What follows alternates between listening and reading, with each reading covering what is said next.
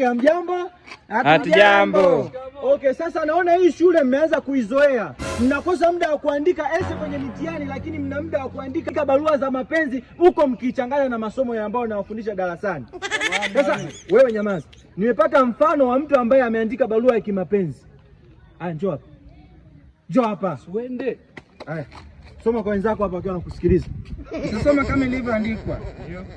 Ewe Nyachuma, kipenzi cha moyo wangu, wewe ni kama kipeo cha pili katika moyo wangu. Uzuri wako umebeba matrix yenye majibu ndani. Sura yako ni kama tebu ya 10 katika nafsi yangu. Nyachuma, Nyachuma, Nyachuma, nimekuita mara 3.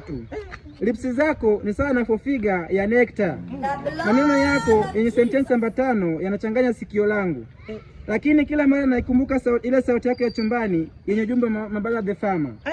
Kipenzi, mimi kwako ni kama kifo cha mende. Siwezi kusimama tena. Uzuri wako ni kama nusu mara kimo mara kitako. Hata fofiga haiwezi kutambua uzuri wako. Uzuri na usisi. Kila ningekutazama natamani niongeze booklet ili nijue uzuri wako. Nimetumia calculator ila imeshindwa kunipa thamani ya uzuri wako. Nakupenda sana. Hapo mwishoni amesema nimetumia calculator imeshindwa kujua uzuri wako. Calculator mnatumia kwenye hesabu mnashindwa kupata majibu, ila kwenye uzuri mnatumia hadi calculator.